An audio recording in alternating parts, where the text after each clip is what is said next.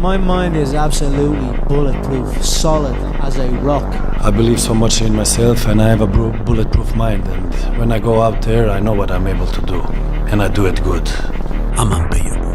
I'm totally and completely, unequivocally unbeatable. Your brain is the most powerful weapon in the world.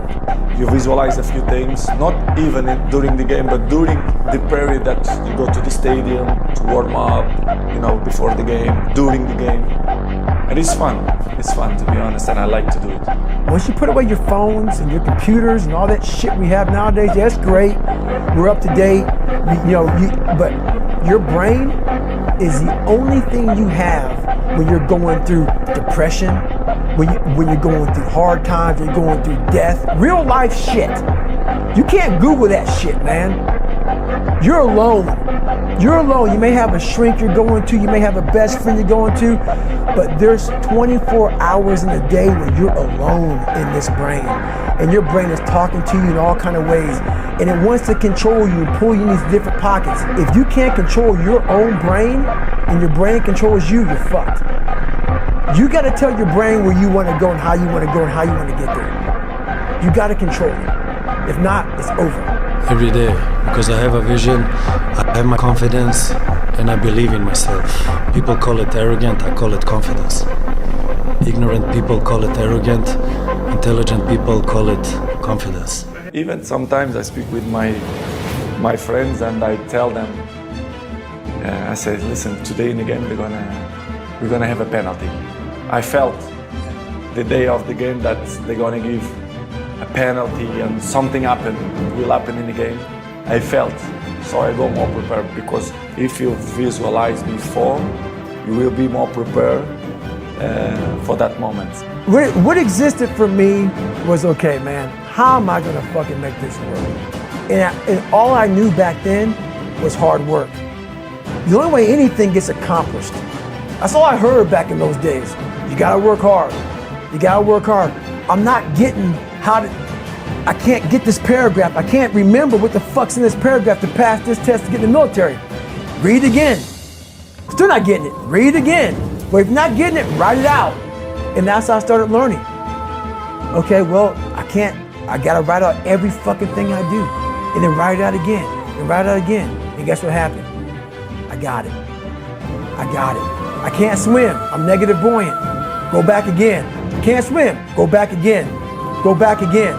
Go back again. I got it.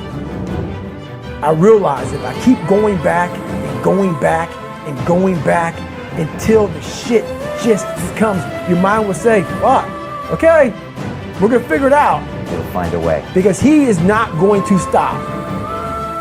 It's not like I'm gonna try one more time. No, it's just like alarm clock goes off, boop, we're going back. I can't read right, going back.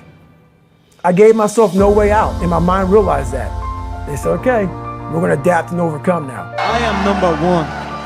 So if you are number one, who gives a shit if number two steps out in place of number three? At the end of the day, I'm number one. So it makes no difference who is standing across the octagon from me. I will win. Like a lot of people say, like when I say trying hard, your mind knows, man. It knows this guy's bullshitting me, man. This guy's lying. There's no truth behind it. When I was in Navy SEAL training, people go, how were you there for 18 months? The program was only 6 months long. You were in 3 hell weeks in 1 year. No one's ever done that. How did you do that? I talked about the new norm. When I lived in a $7 a month place when I was growing up for a short period of time, I loved it. I didn't know any different. That was my norm. Once we moved out of that place, we moved to a $236 a month place. I was like, shit, I never want to go back to that little piece of shit. But if you go back to that $7 a month place and you realize this is where I live, this is all I got. Your mind says, roger that, this is home. So when I was going through Navy SEAL training for 18 months and going back through all the hard parts over and over again, I told myself after the first time, I knew it was gonna be a long journey there. My body was breaking down. It was just how it was going on. I said, you know what, this is my new norm. So my mind said, it's like going to work. Like you go to work, you put your suit and tie on. I go into suffering every day. Every day, suffering, being broken, duct taping my feet up, stress fractures, shin splints, being broken.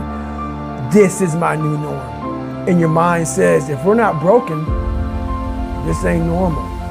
We gotta be broken. So then your mind starts to get tougher and tougher and more callous. People, how'd you run on broken feet? Broken shins. My mind knew this is how we operate. We're in Navy SEAL training. This is what we are. I became hell. And that became my new norm. I gave myself no way out. There was nothing outside these walls of hell. Nothing. I love God, but for a short period of time, I became the devil, because that was hell. I became the boss, the owner, the CEO of Navy SEAL training. That was my mindset.